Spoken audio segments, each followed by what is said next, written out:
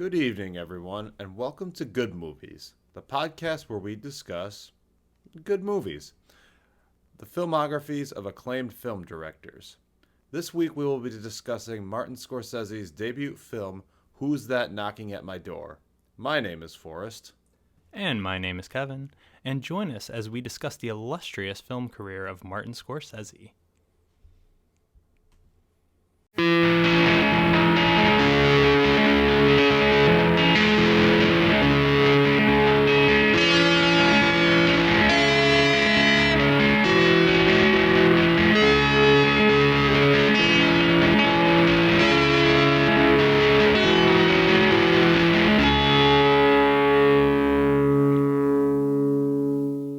Well, how's it going, man? It's been a while.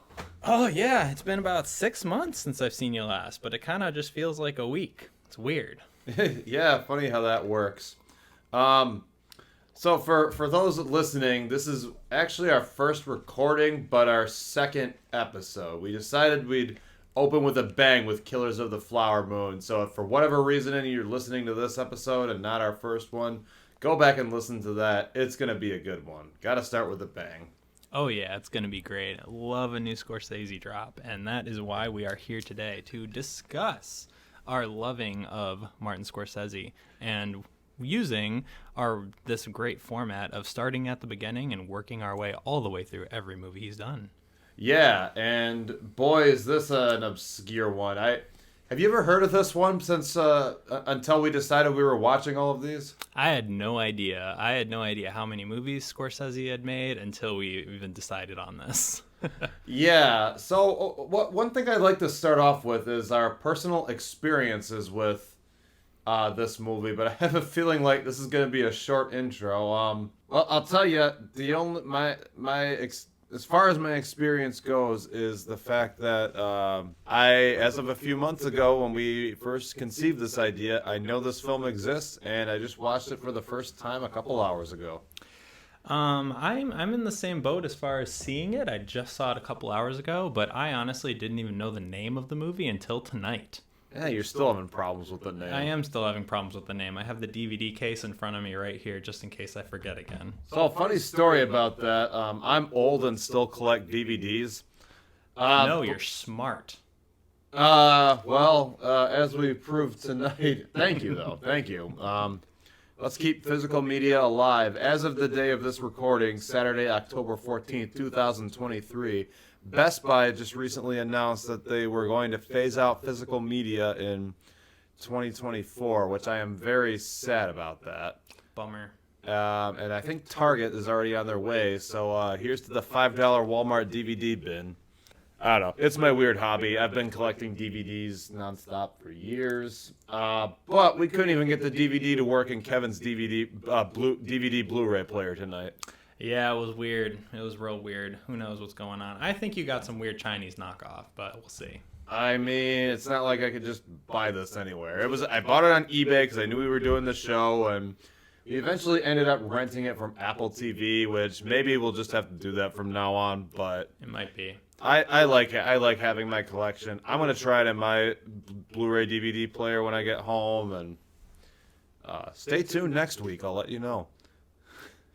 And I'm guessing that we might be the first people who have ever rented this movie on Apple TV. I'm hoping I get some type of email soon being like, hey, congratulations, you were the first person to ever rent this movie on Apple TV. But we'll see if something like that happens.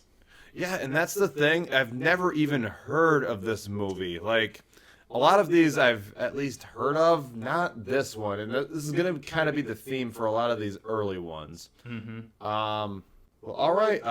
Let's get into it. The film opens with. I've got some summaries open right now, and it opens with the opening credits of Harvey Keitel as Jr. and Zena Bethune as that girl. That girl. And even in the end, she is still credited as that girl. She never earned a name. Yeah, so just a little bit of what I'm reading about this. That intro where it's showing the scenes of the mother and the children. That's supposed to be him as a child. That makes sense. Yeah, so this is a very artsy film. Mm-hmm. So it starts off with the mother and her children. She's feeding them. And some of my other readings that I've found is that the mom is actually a cameo by Catherine Scorsese, the director's mother. I just read that. She's one of the only people on IMDb that actually has her photo next to her name. Very few people that were actually in this movie have a built-out IMDb. Interesting. I got to pull that up again. But So, a couple of other things I read. This is Harvey Keitel's debut film. Ah, okay. And also, of course, obviously, Martin Scorsese's debut director. They don't say it very often, but the character's name is JR. Mm-hmm. Even on IMDb, Zena Bethune is credited as girl. Her picture shows up, by the way. Yeah, so she must have had some work after this. Do you know what else? Oh. Well, geez, this is sad. She is passed on. I'm just reading. In 2012. Oh my gosh, a hit and run accident. What? That is terrible. On February 11, 2012, while driving in Los Angeles, she saw an injured animal by the side of the road, which turned out to be a dead possum. She got out of her car to check on the animal and was struck by 2 cars. That is ridiculous. That's sad. Wow. This is some live Googling right here happening, and this is wild. Yeah. Oh, you know what? She was in the original Planet of the Apes. Okay. So she had some big work after this. Yeah, I don't think she was a major role, but she was there. I thought she was great in this. I did too. I'm sad that she never got.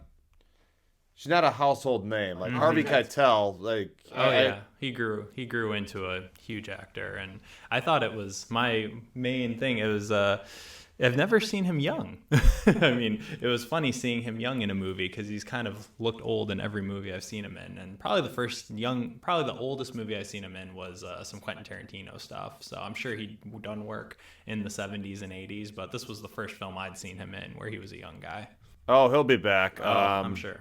I'm having a blank of what else he's in with Martin Scorsese, but besides Taxi Driver. I know he's in other ones, but Taxi Driver is probably the other big one that he's in. I'll be looking forward to it. So we continue the film, and it kind of shows him growing up, and then kind of this West Side Story-esque fight. Yeah. I can't find anything about it, but I think it's just he drinks and carouses around with this.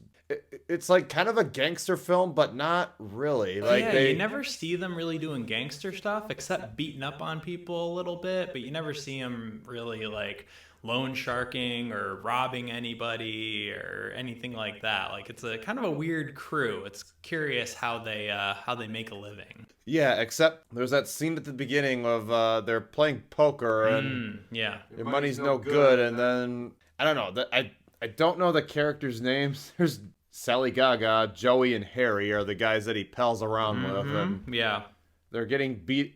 One of them gets beaten up, and because he owes the other money, and I have in my notes. I might be jumping a little bit ahead here, but no borrowing from Chinese people.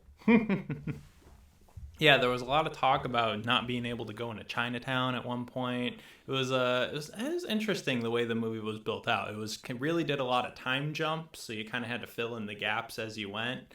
It was definitely an interesting start to the film, and it continued to do that throughout. Yeah, but before that, it kind of cuts back and forth between scenes. I was kind of having trouble jumping. I think what was going on, and all 10 of you who are listening to this, feel free to write in, and if by some chance you've seen this movie, maybe there will be a small spike in all Apple the who's TV. That knocking at my door heads out there are going to get at us for not having the plot down perfect. There's going to be a big spike on the Apple TV rentals just because of this podcast. Right. Can we do an affiliate link for that? Actually, we wanted to include that a lot of these coming up are not available on most streaming services, so it's $2.99 to rent on Apple TV. We'll go in a little bit more of our personal opinions at the end, but I like it. I'd say it's worth the $2.99 we paid to see it. Definitely. But it jumps back and forth between this scene where they're talking about don't loan money to Chinese people. We don't agree with it. That's not our views. This is just it's like I said, it's kind of gangster film, but they don't really go into that. But it's kind of loan sharky, but they don't really go into that. And I have to imagine, like, when was this shot again? This was in the mid 60s. 1967. Yeah, so this was. It seems like it was in present day New York City. Do you think that's right? Or do you think it was I think based it's modern. further in the past? Like, it feels like it could have been 50s, but I guess it also could have been modern day 60s New York City. It was close enough to being modern. No, it was 60s because when they look at the records, those are all of the time. Yeah. There we go. Good time grab there. So it kind of jumps back and forth between the scene where he meets the girl, that girl. JR meets that girl. And I guess I interpreted it as, while this whole scene is going on where they're talking about not loaning money to Chinese people. All right, I'm gonna get off that, I promise. But I think he's kind of zoning out and thinking of this girl that he just met. That was my interpretation. His buddy is like talking to him. They're in the club in like present day. They this like weird little gang they own. They called it a pleasure club, and it was like a den where I missed that. It was the door that they walked in the beginning where they're hanging out. So it's like a bar poker good place. Detail. Exactly, yeah. So they're hanging out there, and JR, Harvey Keitel, he's just kind of hanging out there, zoning out, like you're saying, and he's thinking about this girl that it was hard to tell. Did he just meet her, or was he thinking back on the time with her? I was getting a little confused about that. I think he had already met her by the time the scene was on, but I think where they flash back to them on the bench waiting for the Staten Island ferry, that was when he did actually first meet her. He's just thinking back to that time. And it's actually an adorable scene. It was great. So it's him and that girl. They're sitting on a bench waiting for the Staten Island ferry, and they start chatting. And she's reading a magazine or something? She's reading a French magazine. A French magazine. And they talked about John Wayne and Jeffrey Hunter, and I meant to look up if this was a real movie. I think it was because they talked about The Searchers. That's definitely a real movie. Okay, I haven't seen that. I haven't seen it either, but I've heard of it. But it was funny. It was almost like meta in like an old movie where they were commenting on current movies and current like real life actors in the movie. I thought that was pretty funny. I love it.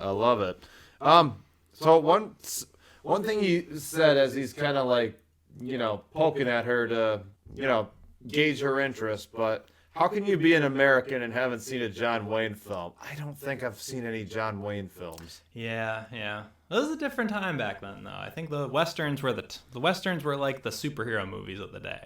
Like, if you meet someone today who's never seen a Marvel movie, that'd be a little wild. Excellent comparison, my dude. Excellent comparison. And just so our listeners know, we're millennial as fuck. I'd say so.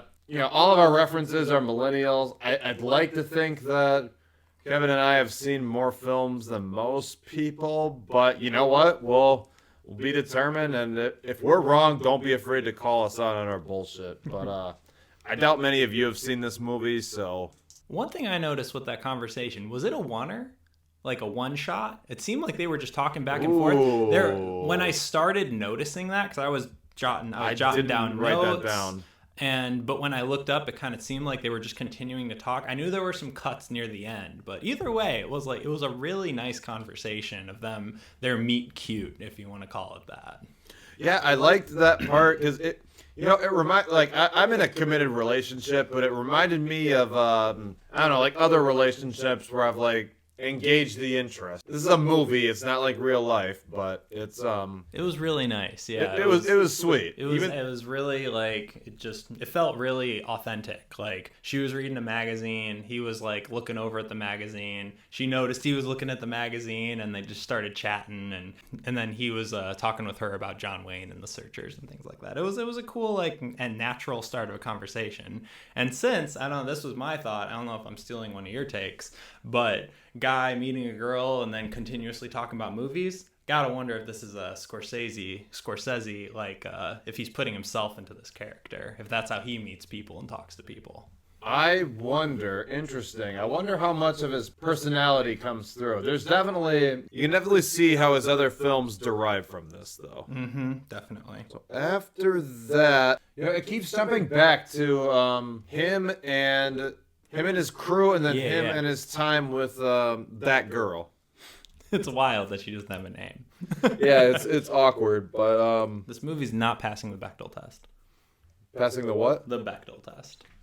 What's that? That's where Alison Bechdel was a cartoonist who thought of this test for movies.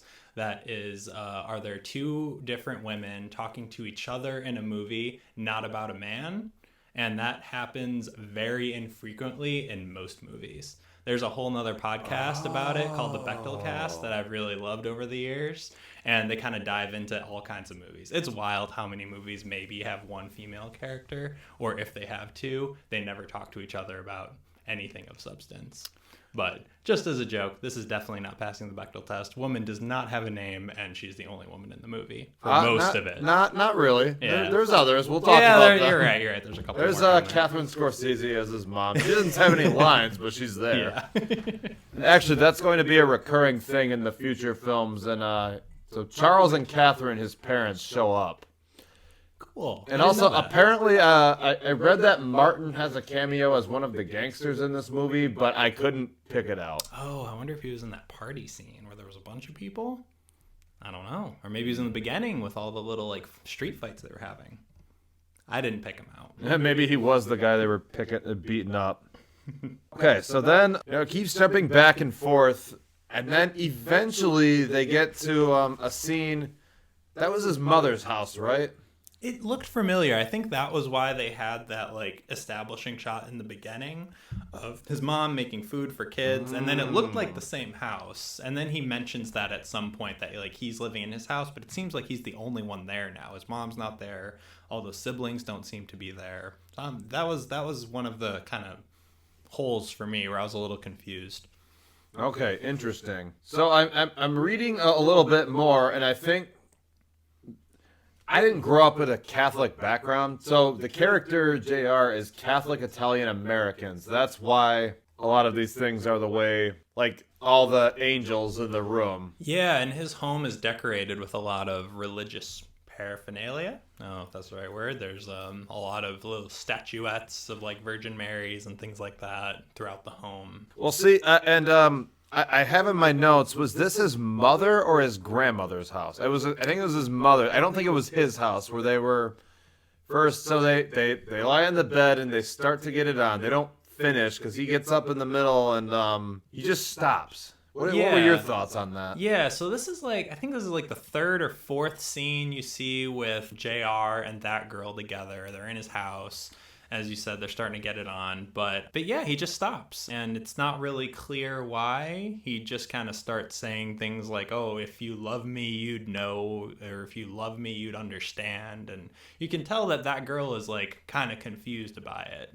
Okay, so I have in the summary, so they're starting to get more serious. He declines her offer. They want to have sex in this. Mm-hmm. And he thinks she's a virgin and wants to wait until marriage rather than spoil her. This is where that comes makes in. More sense. And there's another scene later on in the movie that we'll talk about that's really confusing. This reminds me of when I had to read all these books in high school. Okay, so an example, I read A Clockwork Orange. Mm-hmm. I didn't even know there was a book. I've only seen the movie. Oh, it's based off a book. Oh, cool. But one thing I had to do is it's written in such a British slang that I had to use Spark Notes. I was reading this just pure curiosity, not for school or anything. But I had to use Spark Notes, shout out to whoever remembers that website, to figure out what was going on. And I feel like I kind of had to do this here. So it kind of goes back and forth, and he says, if you love me, just not now, I guess so. And just kind of goes back and forth where she wants to, and he's pushing back. I guess that's because of the Catholic, and he wants to wait. He doesn't want to spoil her. Gotcha, yeah. Okay. And we'll call back to this later, but there is a scene where he talks about girls versus broads. Yeah. And so in his mind, she's a girl, not a broad. Yeah. And I'll talk on my thoughts about how, in some ways, this ages well and how it doesn't age well at the end. Gotcha. Some of it, I think, is a good message, and then some of it, I think, ooh, you know? But after that scene where they're kind of playing around back and forth on the bed, and then finally they decide it's not happening. So after that, they jump into this gangster Scorsese-esque, where he's back with his buddies, but there's not really a whole ton of plot there. They're Are you just talking about the party scene? Well, they had the gun. Yeah, that was a really odd scene. I think it's just him and his debauchery with his friends. I don't think there's anything. Yeah, so it's him and like 6 of his buddies. So like his main 2 friends, who he said are JR and Gaga. Well, JR is the main character. Thank you. Joey and Harry. Joey, Harry, and Gaga. I don't think Sally Gaga comes until later. We're probably getting these characters' names wrong. They're not important. Yeah, they really aren't. I think the actual names are said a few times, and JR is said the most, and Gaga is probably second most. And they call one of their buddies Gaga. He's younger than both of them, and they say they call him Gaga because he's always making problems. But I'm just thinking Lady Gaga the whole time, and I'm chuckling. I thought of that too. But yeah, so him and his buddies, they're just hanging out in his apartment. There's like 6 of his friends, and there's a gun floating around. So like they're just, and this is actually interesting because it's a very Scorsese type scene. Funny story. That's really funny. I wrote that in my notes. Gangster Scorsese-esque, I wrote in my notes. Yeah, because it's slow motion. It's no dialogue. It's just music over the top, and there's like weird shit going on. So him and his buddies, they're like hanging out. They're like they got one guy in a headlock, but they also have a gun to his head, and they're like joking around about it. And you're just like, I don't know, I was getting anxious throughout the scene, just like waiting for something bad to happen. And then what happens at the end? It was like they I don't remember. It was the guy with the gun just started shooting liquor bottles. Okay, yeah. I did. I was waiting for them to like actually shoot one of the guys, like they were super drunk and something, and it got out of hand. But that didn't quite happen. He just started shooting liquor bottles. But who knows what's on the other side of those walls in that New York apartment? Hopefully they're okay. Okay, so I wrote some interesting thing in my notes about that. I wrote nice transition because first it was a John Wayne callback. Yeah, I didn't realize that later. Later this scene does a really excellent transition into JR and that girl walking out of the theater after they had just seen Rio Bravo, I believe the movie was. Okay, I missed it. I didn't see it on the... Okay. So one side thing. One thing that I thought would be fun would be to have a different themed cocktail for the movies. You'd be surprised at how hard it is to find out information on cocktails of this movie. So I wrote down Seagram's. There's a lot of Seagram's bottles in there. There were, yeah. So the only drink I can think of off the top of my head is the Seagram's 7 and 7, which, I'm not in college anymore. So what we are drinking tonight, we're drinking Flanders Planters Punch from The Simpsons. You'll find throughout this show, Kevin and I are both big fans of The Simpsons, and so Dope is right. That's what I made from the episode where Homer gets in trouble by Marge because they have the house party, and he drinks too much of Flanders Punch and looks down Maude's neckline. Oh my gosh, Homer, what are you doing? And then they have to go to marriage counseling, and he catches, is that the General Sherman fish? I think so, yeah. Yeah, the big catfish, but then he throws it back because he loves Marge. Oh, I love when they get back together. What's it called? So, and the only thing I brought to this party is the circular ice cubes. Forrest is the master. What's the word? Cocktailologist. Mixologist. There we go. Yeah, Forrest is the cocktailologist. Hopefully, as we move forward through this podcast, I'll be able to bring my own mixology to the table as I learn. Well, I must confess, this comes from a recipe, the unofficial Simpsons cookbook, from an account I follow on Instagram called The Joy of Cooking Millhouse. So Shout out to you, The Joy of Cooking Millhouse. I've used several of those recipes. They're fantastic. But yeah, so it's a really nice transition between the debauchery scene with the gun and then I think it's like I haven't seen Rio Bravo. I'm sorry, I've never. I don't know if I've ever seen a John Wayne movie. Yeah. We're part of the problem, according to JR. Yeah, that was part of the original scene. You're not a real American if you haven't seen a John Wayne film. Yeah, that's it. Gatekeeping much? Well, you can tell, like, if him and all these guys, if they idolize John Wayne, they're gonna have fun with this gun. They're gonna feel so cool at that party. No wonder they're like enjoying and laughing and passing the gun around and pretending to shoot their friend in the head. But it was good that no one got hurt, at least from what we could tell. So when I talk about later how in some ways this film aged well, in some ways it didn't, this is part of it that didn't. Like gun horseplay. Yeah, not cool. Not cool at all. It was I was honestly super nervous the whole time. I thought one of the guys was going to get shot. Lose an ear or something. Which brings me to something I wrote on my notes earlier. Kind of segue, and I promise we'll get back to the movie later, but, well, soon. It's really artsy, and one thing I noticed was, like, the way it was filmed, there's a lot of cigarette burns and lines in the camera. Cool. I missed that. I mean, like, it was, like, grainy, but I didn't notice those specifically. Well, the grainy, please go on. The lines, you know what a cigarette burn is, right? Yeah. So my question is, could a movie like this be made today? And be successful? Or just be made? Be made. Like would a studio take a chance on this? Like, I also, this is a pretty bold debut film. Yeah. From someone who'd go on to be one of the most acclaimed directors of all time. Yeah. It felt very student film. Like there was a lot of mistakes. Like there was a lot of like awkward transitions, or like it pauses on somebody for a couple frames too long. Okay, you noticed that. I wasn't sure if that was the stream or if that was the actual film. I think it was the actual film. Like it felt like, and there were some like really obvious bits where you're in the same scene and then it cuts and then the coloring is totally different. So like you could tell like whoever was running the camera was definitely not a veteran. Whether it was Scorsese or if he had a camera guy with him. Interesting.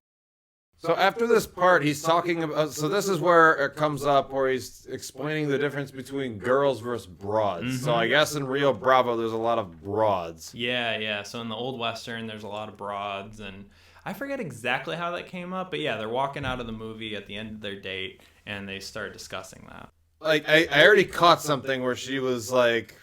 Really? Like, talk about the difference between girls and broads. A girl is the virgin girl that you want to marry, and then a broad is like a whore, basically. Yeah, essentially. And it's right there. The summary is that, well, the IMDb summary, I had a feeling that it was about something like this. The actual summary goes, a young man can't accept the girl he likes because of her bitter past. I thought it was something like that. Mm-hmm. Or like maybe she was a prostitute and yeah, she had something in her past that wasn't perfectly virginal or clean or whatever. We'll get to that. So after he's explaining the difference, and I know you've never watched The Sopranos, Kevin, but it's the same kind of thing where I don't know.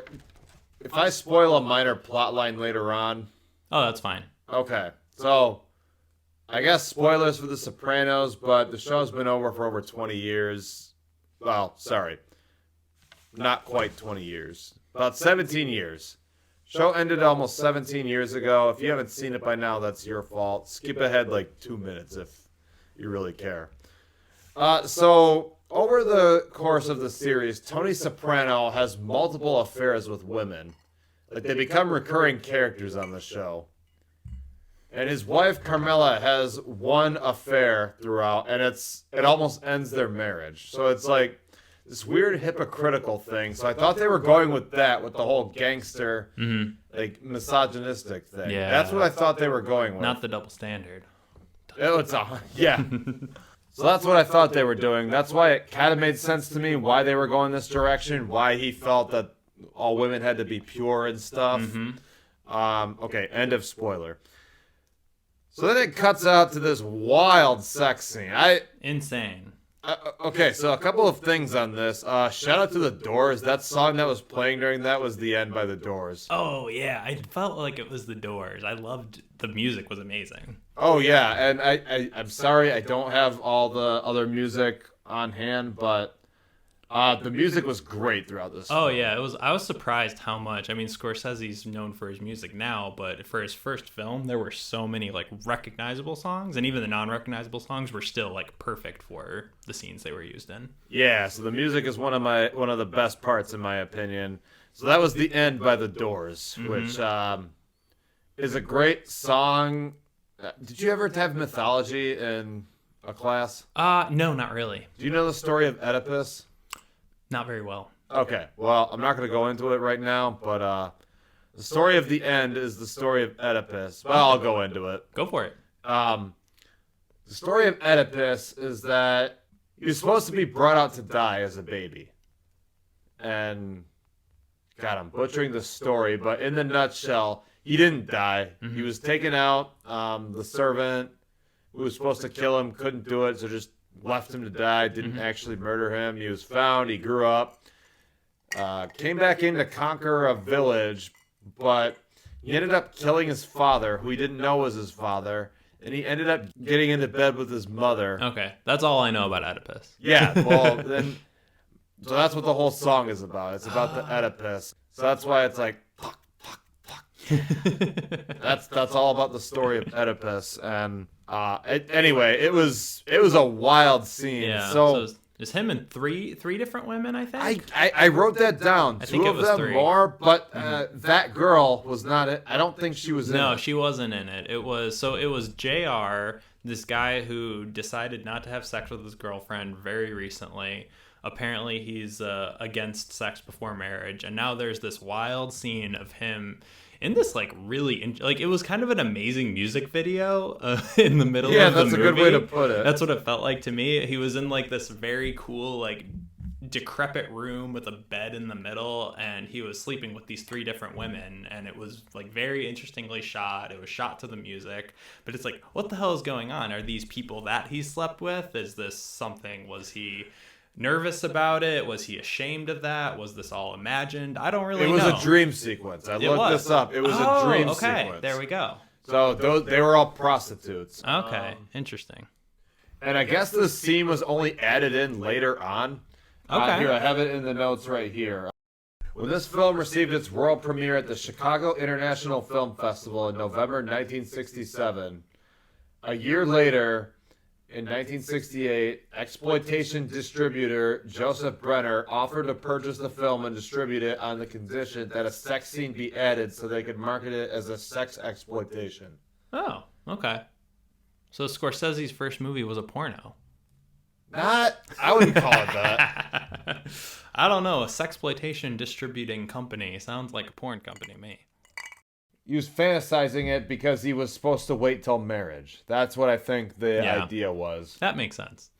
But that also makes sense why that scene is kind of really, it's not totally out of context, but it does kind of come out of nowhere. And if you took it out, I feel like the movie would continue and make sense. Oh, what are your thoughts? Yes, but I will say it was a very well done scene. Yeah, like I said, it was like one of the coolest music videos I've ever seen.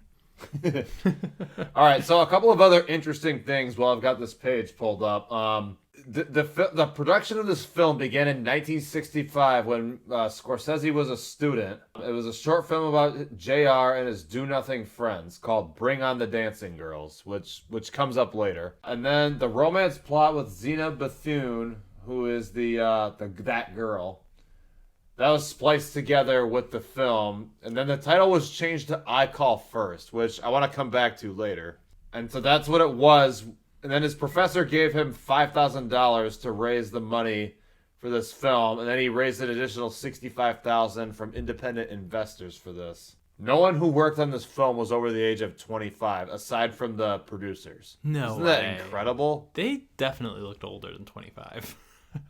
But see, I want to talk about Some of them, at least. So something we haven't even brought up yet, and I'm surprised. This entire film was filmed as black and white. Mm-hmm. Yep. which I can't find anything of why. I wonder if it was just I think black and white film was cheaper back then. maybe. I mean, it was the 60s, so color film had been a thing for A while. at least 35, 40 years. Mm-hmm. So I don't know. Yeah, I'm not sure about that one. I can't find anything. But it also like began as a student project and then became this big. I wouldn't call it a big blockbuster. I don't. Oh, I don't- I already looked up the Did you? box office. Yeah, we can save that. Do you want to for go later. into that or? Oh, do you want? We can talk about it now. Am So this is literally just off the basis of Google. As I said, we watched this 2 hours ago. But it said it made $16,000. And how much did he raise? 65,000. Yeah, so he did not make money on this movie. Wow. At least in the initial run or whatever that comes from. But I'd love to do a little bit more digging on that. But the first number that pops up when you Google it is $16,000 it created. So that might have just been friends and family coming to see it in one theater. Who knows? I mean, maybe, but you got to start somewhere. Yeah, I mean, back in the 60s, too, 16,000 is still a lot of butts and seats. Not that many, but still quite a few. What do you think tickets were back then? Like $1, $2 maybe? I have no idea. Not. Definitely not 20 like they are now. Okay, was it 20? What's the last movie you saw in the theaters as of this recording? I saw the last movie I saw was the most recent Hercule Poirot movie, Death in Venice. No, Haunting in Venice. Yeah, so I saw that. I've never seen those. They're fun. I like them. Okay, yeah, I bet you would. Yeah. So, Kevin, what's your favorite movie of all time? Raiders of the Lost Ark. All right, And you? Pulp Fiction. There we go. So just these are some references for why we rate the films the way that we do later on. Mm-hmm. Yeah.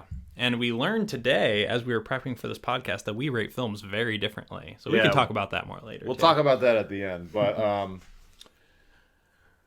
okay. So I think we're about what? We're about just about halfway through the movie. According to my 2/3? notes, I don't have timestamps, but we have the sex scene. Oh, okay. It transitions back to the scene of them leaving the theater. Yeah. A broad isn't a virgin. You don't marry that, is what he said. This is an important line that comes up later.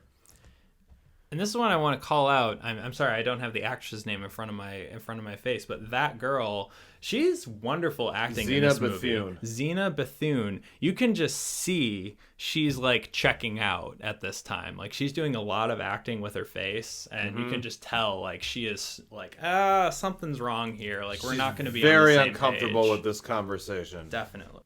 Okay, so then it cuts to this weird scene. Like I'm not sure why this was included in the film. This is the start of their trip. Yeah, so they go on a road trip. Where I guess they spend JR and his buddies, not that girl. She Harry stays and home. Joey. Harry and Joey. And they're in a bar and they talk about not wanting to spend 3 days drinking beer.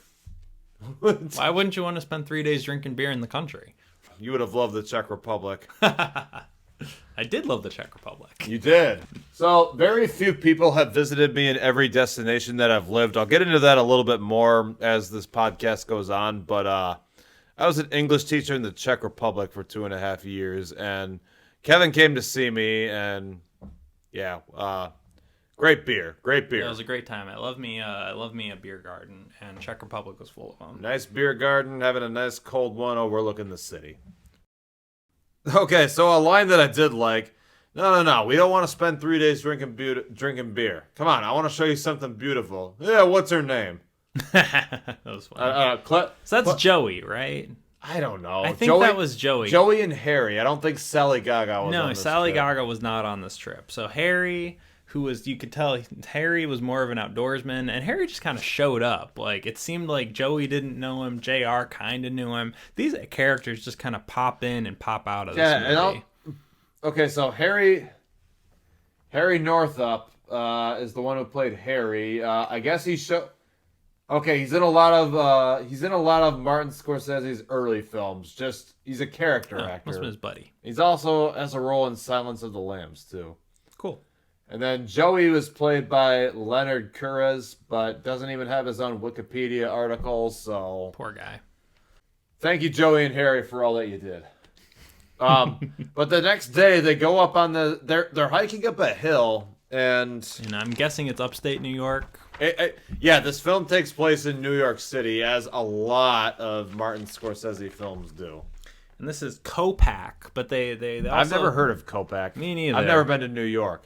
Yeah. Czech Republic? Yes. New York? Nah. There was a lot of talk in this small town bar they're hanging out in of how the name of this town is pronounced, but I'm going to say Copac. Yeah, they decide to climb up a mountain, and we learn very quickly that Joey is out of shape. Was it Joey? I think it was Joey. I didn't take names. They're all the same character to me. Yeah, it's JR and everybody else. JR, that girl, and everybody else. Exactly. Okay, so I also wrote out that, I guess it's Joey, hates snakes. I called that out for you. Oh, thank you. I appreciate that. Indiana Jones hates snakes, too, if y'all didn't pick up on that. Mm-hmm. So, I also wrote down that after the hike, it was like us on the PCT, where I was sucking wind after that day of hiking hills all day. Yeah, another fun fact is I am recently back from hiking the Pacific Crest Trail that goes through California, Oregon, and Washington, and Forrest was awesome enough to join me for my second week on trail. It was a fun week. It was a great time. But yeah, so I wrote about on this scene. So they hike up this random hill in upstate New York. What was the name of the town? Copac, New York. Sorry guys, I've never been to New York. I want to just check. Oh yeah, let's see how far up north it is, or if it's a real town. It was like Copac. I bet you it is Probably. Why wouldn't it be? Yeah, it's a real town. Copac, New York, or Copac, whatever it's called. How far is it from New York City? It's not that far upstate. No, and it's a few hours south of Albany, where they popularized the expression "steamed hams." There it is. There it is. Hell yeah! A regional expression. Oh, really? Well, I'm from Utica, and I've never heard anyone call it steamed hams. No, it's Albany. Oh, I see. Simpsons reference number 2. Keeping track. Okay, so would this scene? They commented about how all this hiking up the hill was no big deal. Yeah, and it didn't look that impressive to me. No. Would that have been better in color?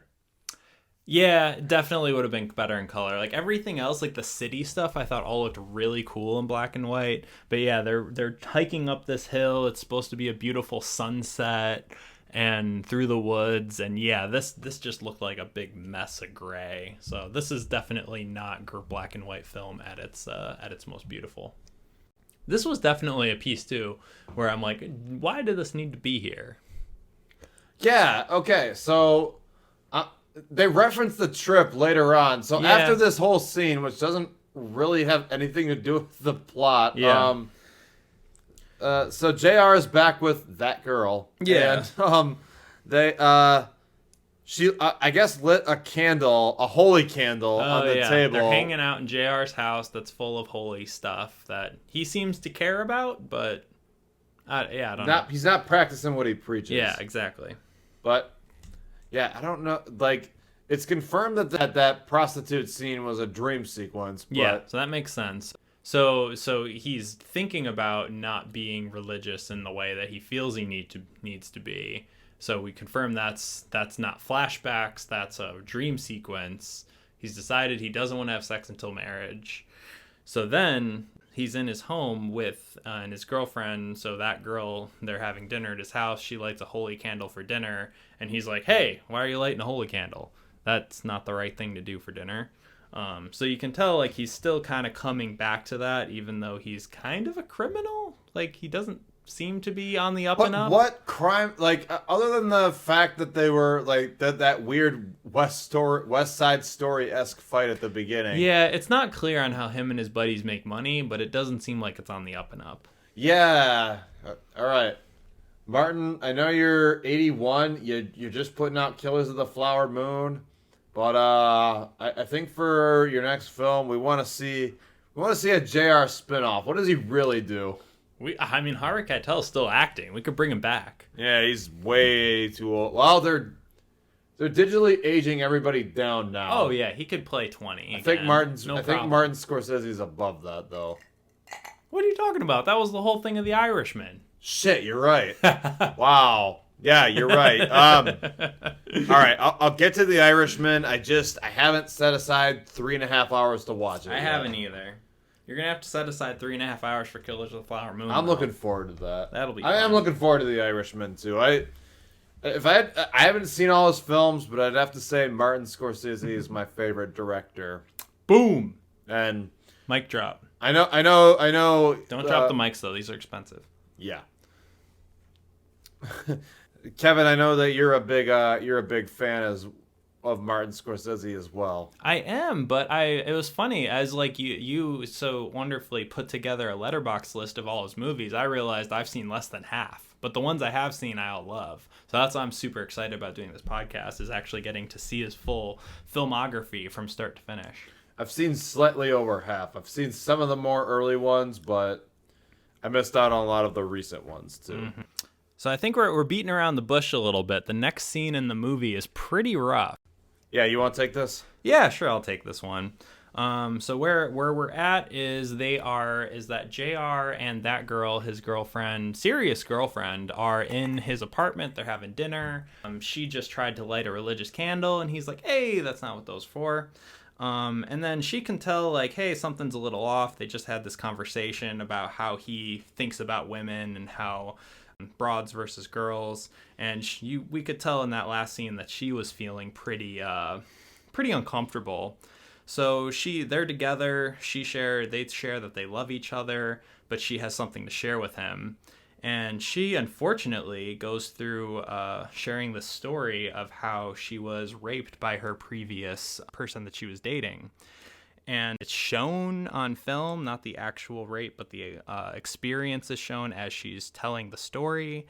And it's pretty violent. Like we mentioned, there were some kind of fights in the beginning, but they were kind of jokey. Like they were kind of West Side Story. Like you could tell it was pretty choreographed. Personally, I felt this scene of her and the previous guy she was dating, the experience of them having this altercation was pretty upsetting to me, at least, and pretty graphic. And yeah, so as she's telling the story to him, she's not a virgin due to this horrible thing she had to endure, and she wants to share this with him because he's very religious, and she can tell that that's something that's a problem to him. And he doesn't take it well, unfortunately. This was a rough point in the movie for me. Yeah, I wrote in my notes, I was just kind of writing as watching, and I thought it was just, like, I wasn't sure. I didn't know it was going down the rape direction. I thought it was just, hey, I had another boyfriend. It didn't work out. Yeah, that's what it seemed like at first, is that, he's like, I've been with someone else, but it didn't work out. And yeah, it was uncomfortable. And unfortunately, not the most uncomfortable rape scene I've seen in a movie. Ugh. Yeah, it was definitely not for the faint of heart. Yeah, I have a lot of different notes on this, just because it took me a minute to figure out what was actually going on. So, I imagine JR did actually want to wait till marriage. Yeah, I think, like, with that information that we found after that it was a dream sequence, he hasn't slept with a lot of prostitutes to our knowledge, or he hasn't slept with a lot of women, and now he's waiting till marriage. It seems like is purposefully waiting till marriage. Right. Okay, so right after she tells him this, right after, like Kevin said, he does not take it well, and he just doesn't believe her. Yeah, that was tough, and this part didn't age well, but I also think in the same way it did. Imagine if you were in this scenario, dating someone who had been raped. That would be, I mean, personally, I would handle it differently, but it would be tough. Yeah, I mean, it would be I think it was a really, brave thing for her to tell him. Exactly. She didn't have to. She could have just continued on like nothing happened, but she felt like she could trust him enough to tell him that, and he just rejected her completely. Right, and it wasn't her fault. No, that's the tough part. It wasn't her fault. And he just says, I don't believe you. This is something you could have made up. And why would she make that up? I didn't like that. That made no sense to me. So he was just so upset that she wasn't a virgin, not by her choice, right, that he couldn't be with her. Right, and that's, it's sad, and Some extreme Catholic guilt, I guess. right, yeah. So he goes on this little they break up, little hissy fit, yeah, about how he didn't believe her and that she probably told the other guy the same story, and so she's a broad now and not a girl. Yeah. He didn't say that, but that's essentially the message. Mm-hmm. Yeah. So he goes off with his buddies, and I wrote down that there was this kind of banging version of Mary Had a Little Lamb. That was Mary Had a Little Lamb. It was? Yeah. Wait, was that during the next party scene? Yeah, where he's drinking scotch and water with his friend. Oh my gosh. Oh yeah. I almost forgot about that part. Yeah, so him and her break up. He breaks up with her because she got raped, which is pretty fucked up. Pretty shitty. And he decides to go on a bender with his buddies. I say, yeah, it starts up with him they keep jumping. So I mentioned that keep jumping back and forth. They do it another time. So my interpretation that he's thinking about this bomb that was dropped on him. Mm-hmm. That he's thinking about it while he's off partying with his friends. Yeah. Harry and Joe. And maybe Sally Gaga. So after that, then they're at another party with his friends. They're back with him and his group of gangster friends, and there's more than just Harry and Joe. Yeah, Sally Gaga appears in this scene. Yeah, he's got another crew party. So this is similar to the party they had earlier with the gun, but there's no gun this time. Hey, where are the broads? Yeah, they send Sally Gaga to find some prostitutes for them to hang out with. Yeah, and okay, that was a fish in the drink. There's two prostitutes. There are prostitutes, right? I'm not 100% clear on that. I think so. It seemed like they just brought them up with the expectation of all 6 or 8 of these guys being able to sleep with these women. So. They're credited as Girl at Party, and Gaga's girl. Not totally clear then. Yeah, I think they were kind of prostitutes, because then in the next part, actually, no, I want to talk about this next part, but first, that was a fish in the drink, right? So they dropped something in her drink, not roofing them, but it's like a prank. They prank these girls, so they bring these 2 girls into this party that has like 8 dudes at it. This was another scene where I was pretty uncomfortable. I was like, it was weird. What the fuck is going to go on? If I was these 2 girls, I would have gotten the hell out of there immediately. This was the 60s, though. They probably felt like they didn't have a choice. Maybe. Yeah, that's one of the reasons I thought maybe they were prostitutes. It's like they were there to be there, but who knows? Well, but nonetheless, they bring these 2 women up to this party. They make them drinks. They prank them. They do not like it. They put like a fish in one of their drinks or something. I think it was a fish. Yeah, this was another did not age well part of the movie where the guys are like deciding who's going to get turns with the women next. Interesting. Okay, so the original title of this film was I Call First. And so when he was saying that, I was like, is he like, I call first after the guy that's already in there with her? That's the only thing that makes sense to me. Yeah, and then they're all fighting about who gets to go first, and then they kind of like go in and ruin the mood.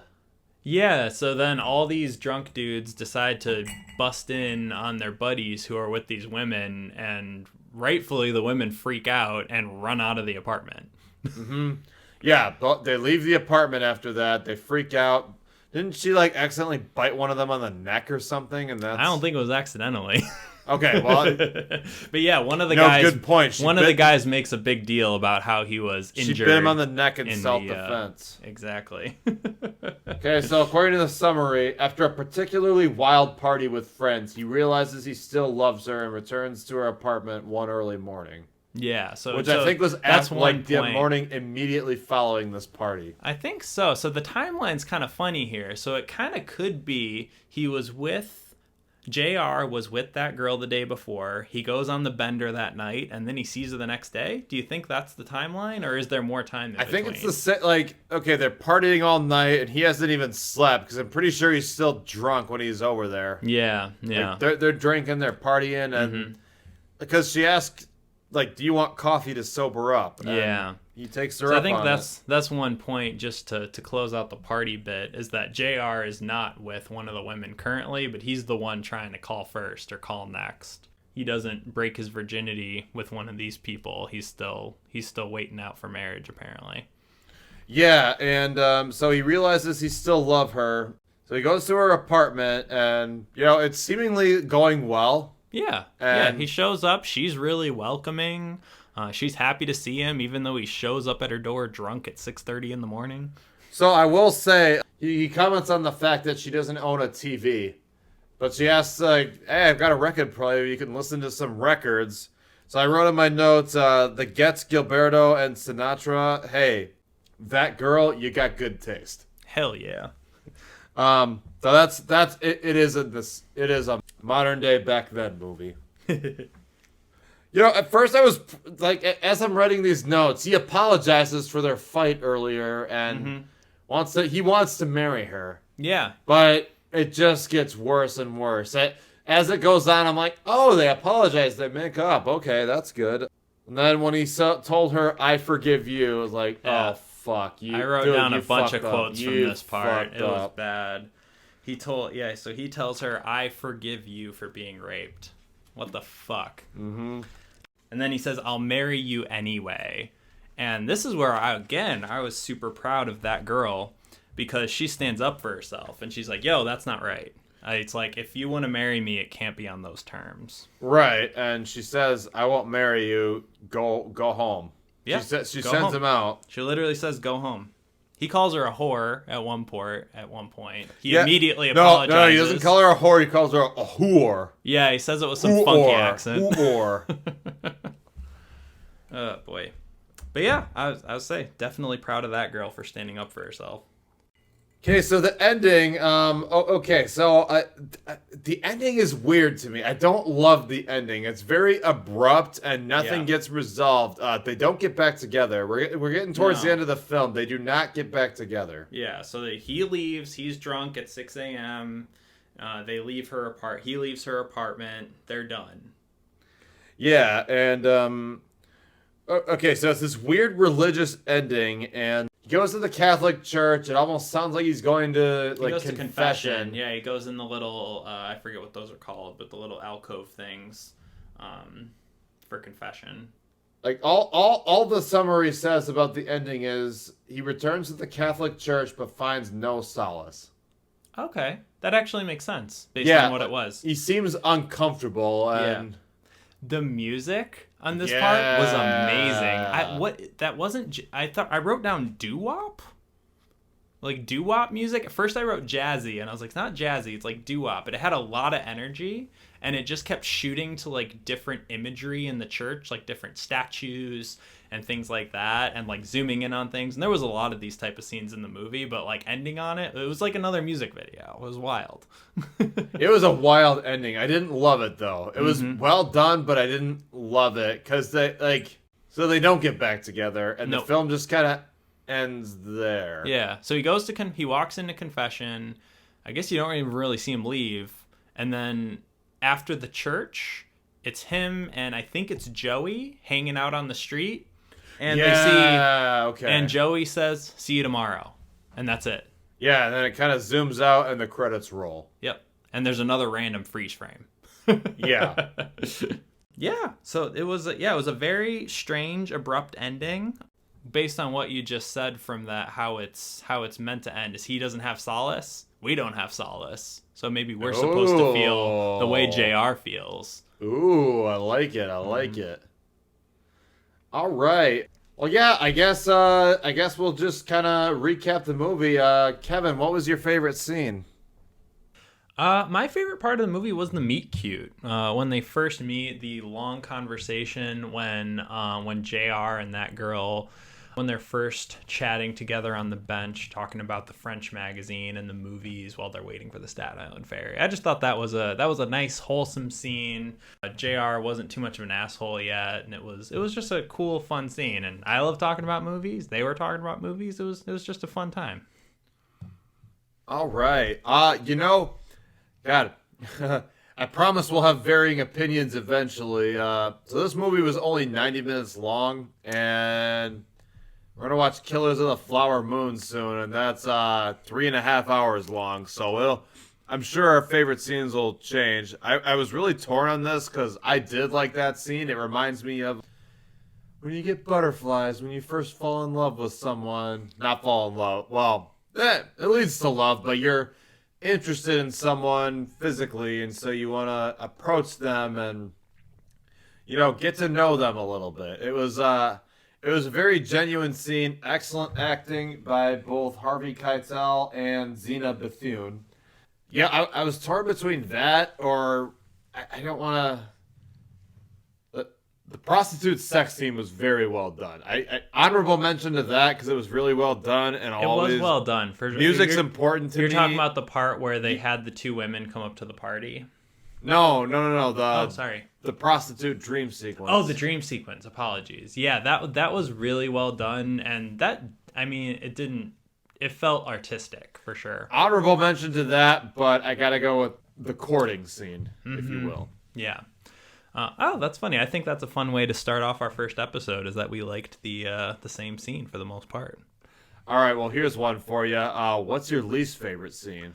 Least favorite scene. Okay, so this is interesting. So I'll get a little bit more into this when we start talking about ratings of how I rate movies personally. I usually kind of rate by my gut. So as I'm thinking about my least favorite scene, my least favorite scene to watch was, of course, the rape scene of that girl. So unfortunately, her character didn't have a name. And her previous partner. That was really hard to watch and not pleasant at any way. So that was definitely my least favorite scene to watch from my gut feeling, but it definitely wasn't the worst scene because it was obviously very effective. But I think to continue with the way I generally rank with my gut, I'll have to just say that's my least favorite scene. But it wasn't the worst done scene. There were definitely worst done scenes throughout the movie. But Forrest, what was yours? Okay. You rate a little different than me. Yeah, I do. I rank based on my personal feelings are taken into account, but one thing you'll find as I go through this podcast is how often is this thing referenced by other works, whether it's through homage or parody, and how groundbreaking and original it is. So it was well done. Like you said, it made us feel it was very uncomfortable to watch, which makes it a good scene to me. I want to say my least favorite part is the boys' trip. And the reason is because it didn't do anything to further the plot. I don't feel connected to Joey and Harry. I feel like if you would have cut that out, it would have been the exact same movie. Yeah. So that's going to be my least favorite part. Yeah, that makes sense. And just an honorable mention from me for least favorite parts, where there were some interesting things, and I think we mentioned earlier in some of the trivia we found, or some of the history we found, is that Scorsese, he filmed this on an interesting timeline. So he started it when he was in film school, and then he finished it later on. It was originally going to be a short, and then he made it into a feature film. So a lot of it was filmed at different times, and there were definitely parts, especially in the first half, for the first 30 minutes of the movie, where the continuity was all off. The scenes, it made cuts within the same scene, and it looked completely different. There's definitely some pretty rocky stuff in the beginning. It didn't quite take me out of the movie, but you could tell there were definitely some not corners being cut, but they were working on a tight budget, at least in those beginning scenes. So from a technical standpoint, the first 30 minutes or so of the film was pretty rough. I can kind of agree with that, but let's just say it's better than what I could have do, and I will say I think it's a work of art. Before we go ahead and rank, something I wanted to touch upon is how well do you think that this aged? I think That's an interesting question. I think like the story itself was relatively simplistic, and the sides of it being, I liked it kind of jumping around. Even though I got a little lost, it's like so many modern movies, they hold your hand through the whole thing. I liked kind of having to guess my way through it and figure things out. And I've learned a lot about it talking about it now, which has been a lot of fun. So I enjoyed the experience of watching it and then now discussing it and kind of figuring it out as we go. Yeah, that's kind of my overall thoughts. Yeah, that's good. I like that we like to figure it out, which a lot of this I wouldn't have known had I not read a summary about it after. So I like in the fact that it makes me think. I think it aged well in the fact, I'm sure a lot of women are.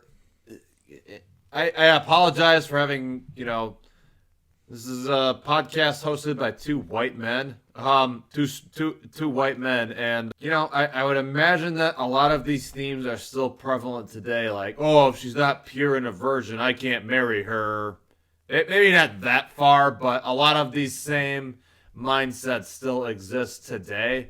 And so, it was JR's own ego that fucked him in the end, because he didn't get to marry the woman. He's not marrying the woman he loves because he cannot get over her past, which, and in this case, it wasn't even her fault. Mm-hmm. So, like, I think a lot of that is still prevalent today. Yeah, I think there's still themes that can not make sense today, but and unfortunately, I think a lot of this could still be pretty prevalent amongst people with more conservative upbringings or conservative beliefs. That could be a hard thing for them to get over. I have a thought that might help close it out. It's probably still a relevant topic for a lot of people in different ways, but I think in a way it aged well was that the girl did stand up for herself and say like, hey, this isn't good enough for me, and the way you think of me is not good enough, and I'm not going to marry you. Yeah, that was probably pretty progressive in the 1960s. Okay, so I remember the part I wanted to bring up. So this was remade. So you know how they're talking about I Call First? Yeah, the original that was title the original of the film title, was going to be but I guess First. This was remade in 2000. Let me look this up. I had no idea. Cool. Hot take. Fresh off the presses here. So it was remade as I Call First in 2015. But I think they modernized it, but it's really, I haven't watched it, but it looks like a very, very indie film. There's only one review on IMDb, and yeah, not much about it. It's got a pretty high rating. Yeah, that was what I wanted to say. Is so, in the certain parts that maybe didn't age well, I would be willing to rewatch this remake to see what kind of attitudes are still around and what kind of elements that they've cut out, and yeah, probably all the stuff about Catholicism didn't age very well. Yeah, I mean, I grew up Catholic. I'm not practicing now. Yeah, I didn't know that. Okay. Oh yeah, I mean, I did the whole deal. Did confirmation and communion and all that stuff through 8th grade, I think was the timing. I don't practice now. I'll go to church like twice a year. But yeah, I didn't grow up. Honestly, like my closest thinking to this type of topic comes from media, and a lot of my favorite jokes about it come from like 30 Rock, where Alec Baldwin's character always talks about his Catholic guilt. But Catholic? Yeah, Irish Catholic guilt, and that's what's being commented on here. So yeah, I can sort of speak to it from a personal standpoint, but not quite. So I did not grow up Catholic, but one thing I want to say is, I grew up pretty active in my church youth group community. Mm-hmm. I can't, in good faith, say that I'm practicing religion today. I haven't been to church in years. Mm-hmm. But I don't have the same religious hang-ups as a lot of people do. Mm-hmm. Like, I almost wonder it's a powerful thing if you've grown up with it, and I can't imagine. I mean, especially like back in the 60s, I can't imagine how different it was. So, not to okay the way that JR acted to the way that that girl shared her story with him and trusted her story with him, but could have been a powerful thought in his mind. But overall, I think like one thing that could have aged, that did sort of age well, was how she responded. She didn't just say, "Oh, okay," with his decision. She stood up for herself and said, "Hey, nope, you're not right for me. This isn't the right relationship for me. You need to accept me for my full self." It's almost as if this is a commentary on religion. I bet you Scorsese, and maybe I should do some more reading on his biography for the next episode. But I bet you, because he's Italian, so I bet you there's a lot of like Catholic stuff there that he probably wrestles with. Probably, yeah. And same here. Like, I haven't done that much research on Scorsese. I'm looking forward to learning more about him throughout this doing this podcast. But yeah, I think that'll be something really interesting that we can bring up in further episodes. I look forward to it, my friend. Oh yeah. So what kind of rating would you give this out of 10? Your personal rating. My personal rating out of 10, I'd give this a 6. Interesting. Okay. How about yourself? We agreed before this that we couldn't go 0.5, so I'm torn between a 6 and a 7. Oh, and we're rating out of 10. I don't know if we mentioned that yet. I'm probably going to give this a letterbox score out of 3, so right. I guess I got to go with 6 as well. Why do you assign it as a 6?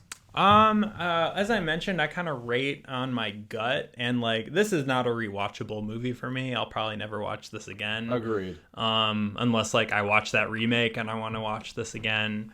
And I enjoyed it. I thought it was interesting. Maybe after we get through some more Scorsese movies, it'll be interesting to go back to this, because there was definitely some scenes. I could see myself going back to rewatch some scenes. I think that would be cool. Some Scorsese style scenes that were built up and that we might see again in the future. But yeah, just ultimately not that rewatchable. I enjoyed it. I thought it had some really cool parts, some really powerful parts. But overall, it was a pretty simplistic story, and it had some clunky parts, definitely in the beginning, and like we said, the ending was pretty rough. So I'll give it a 6. I think that lands well for me. Yeah, I'm gonna go with 6 as well. Like I said, I rate on how much this movie. I rate movies based on how well they do or will influence the future of movies. There's also my personal take, and I think it was a really good movie. Like you also said, I probably won't ever rewatch this, but I think it's a good film for everybody to see once, but it doesn't. I would say it's not as powerful as some of the later films that we'll get in, but it's a solid debut, and if I was investing in this, I'd continue to invest in this young director. Too bad it didn't make more money. It did not. But we know he went on, obviously, to do well. He did great things. So one other section we want to discuss is the overall rankings for the podcast. So there are currently, as of this recording, 26 26 Martin Scorsese films. That's including Killers of the Flower Moon, right? Yeah, so we'll probably revisit that and rank it later. But I guess because this is the first episode we're doing a ranking, it's going to be the best and the worst. Right at number 1, I'm going to plug this right now. And I say enjoy it now. Who's that knocking at my door? This will be the first time you're in first place. First and only time. What? Oh yeah, that's a good point. Who knows? His second film might suck. We'll see. So, if you're following along, the next film that we'll be reviewing is Boxcar Bertha. Is that about a cow? We'll find out. I don't know. Bertha's a cow's name. We'll see. You can stream this on Prime Video. Sick. You can probably rent it on other platforms. I didn't do the research, but yeah, you can stream this on Prime Video. Okay. Cool. So why do you like ranking? I think that's a fun idea, and you brought that to our point of the podcast. I think that's a great idea, but it sounds like you had some history from it. Yeah, honestly, how much time do you have? We got all the time in the world. It's so just the very past first midnight ranking list I probably read was Rolling Stone's 500 Greatest Songs of All Time, and You know, the number one song is Bob Dylan's "Like a Rolling Stone." I can accept that. I think now it's I think it's "Respect" by Aretha Franklin in their most recent version. All right. Also a good version, but it's Shout kind of out Blues like, Brothers. why did you pick that? What made you rank this? And so I've kind of had a fascination from this at the start. And also, one of my favorite podcasts, shout out to Matt and Robbie from the Simpsons Show pod. And by some chance you're listening to this, yeah, thank you guys for your influence. But they rank every episode of The Simpsons at the end of their podcast. And I thought that was a really fun idea. Sweet. And it's something that you look forward to, although unfortunately I'm in the point in the show where I've already passed what I know is the best episode, and so now I'm just looking at for what's going to be the worst episode of The Simpsons. You know what the creators of The Simpsons should do? What? They should listen to that. They should listen to that show and be like, "We need to make one banger in season 35 that can overtake them all." You know, it's That'd funny. be It's awesome. you know, it's funny. They've also come up with prompts on their own just by talking on that show. Nice. So producers, take Al Jean, if you're listening, take notes. All right, so currently on our list, in first place, Who's That Knocking at My Door? Ranked at number 1. In last place, ranked number 1, Who's That Knocking at My Door? Right now, you can find me on Letterboxd under Shaggy F Dog, all lower cases. That's Shaggy, ShaggyyFDoggg, Shaggy F Dog on Letterboxd. I will post a review of this film later. And Kevin, where can we find you? You can find me on Letterboxd as well. Username Vin152, VIN152. That's where you can find me, and I will also be posting a rating and review of this movie. Actually, I lied. I will not be posting a review. I will be posting a haiku. And I had the wonderful idea as we were prepping for this podcast that I should write a haiku for every single movie. All right, I love it. What do you think of this, Forrest? Let's hear it. Let's hear it. I'm all for for it. anyone who forgot, a haiku is a 3-line poem consisting of a 5-syllable line, a 7-syllable line, and a 5-syllable line. So my haiku for Who's That Knocking at My Door goes, New York, black and white. Lost young man seeks for his love. Pictures end it all. Thank you. That's actually really good. I was not expecting it Thank to you. be that good. Thank you very much. Oh, I have one other fun talking point. Yeah? I couldn't help but think in the October of 2023, how JR wooed that girl was by over speaking about movies, and I just couldn't help but think of the scene from Barbie when the Kens, when the Barbies are taking over the Kens and they decide to let them speak about The Godfather as a distraction. So That's funny. but JR essentially successfully wooed his Barbie by speaking about movies constantly to her. But I couldn't help but thinking of that while watching it. So, Hey, there's a reference. yeah, there's a good That's reference. not a callback to this movie. I don't know what is, because I don't think we'll see a callback to this for a long time. Exactly. So JR mansplaining movies to that girl was a good callback. All right. Yep, I am Forrest, And I am Kevin. and we'll see you next week for Boxcar Bertha.